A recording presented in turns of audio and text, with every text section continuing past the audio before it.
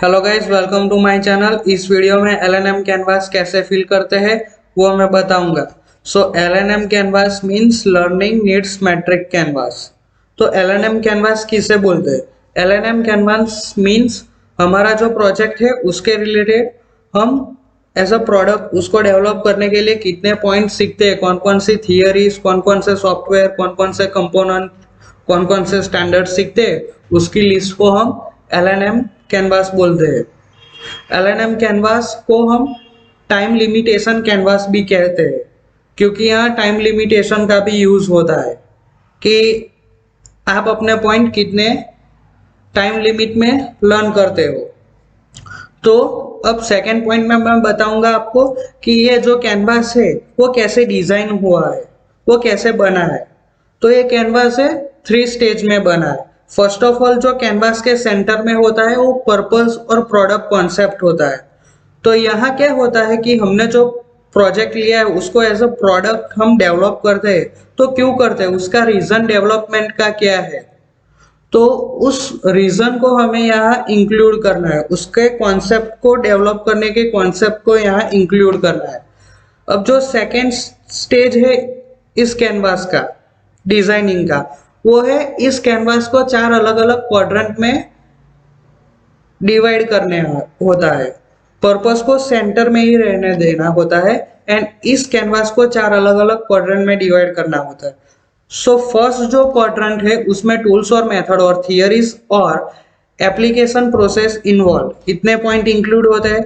अब second quadrant में applicable standards and design, specification और प्रिंसिपल्स एंड एक्सपेरिमेंट होता है। अब थर्ड क्वाड्रेंट में component material strength criteria, exploration variety और टेस्टिंग रिक्वायरमेंट्स होती है। एंड लास्ट क्वाड्रेंट में सॉफ्टवेयर और सिमुलेशन और स्किल और मैथमेटिकल रिक्वायरमेंट होती है।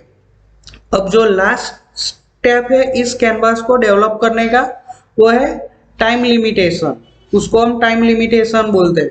During BE second year, during BE third year and during BE 4 year, ये अकॉर्डिंग टू ओल्ड सिलेबस था। तो हम जो ड्यूरिंग BE के सेकेंड ईयर के दौरान अलग अलग क्वाड्रेंट में अलग अलग पॉइंट कितने सीखते हैं उसको ये फर्स्ट ब्लॉक जो है उस ब्लॉक में इंक्लूड करना है, फर्स्ट टाइमलाइन में। अब सेकेंड पॉइंट में ड्यूरिंग BE थर्ड ईयर, उसमें हम हमारे अलग अलग जो 4 अलग अलग क्वाड्रेंट है उसके रिलेटेड अलग अलग थियरीज जो हमसे सेकेंड सेम में सेकेंड ईयर के दौरान छूट गई थी, कौन कौन से टूल्स है वो सब 4 अलग अलग क्वाड्रेंट में छूट गए थे कोई पॉइंट सीखने, तो उसको हमें थर्ड ईयर के दौरान इंक्लूड करना है।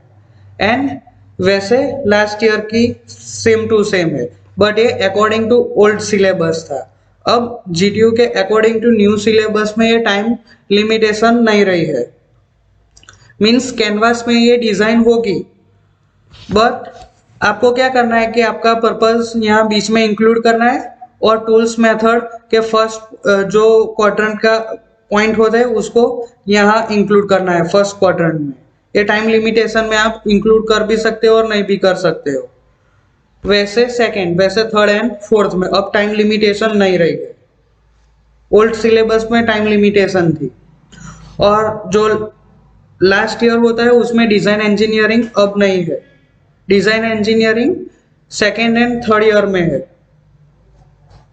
तो अब जो फर्स्ट क्वाड्रेंट में टूल्स और मेथड और थियरीज और एप्लीकेशन प्रोसेस इन्वॉल्व है उस पॉइंट में क्या आएगा फर्स्ट क्वाड्रेंट में, तो हमने जो प्रोजेक्ट लिया है एज अ प्रोडक्ट डेवलप करते हैं, तो उसको डेवलप करने के लिए कौन कौन से टूल्स की हमें ज़रूरत थी, उसको डेवलप करने के लिए हमने कौन सी थियरीज यूज़ की है, कौन सी थियरीज हमने लर्न की है उसकी लिस्ट लेनी है।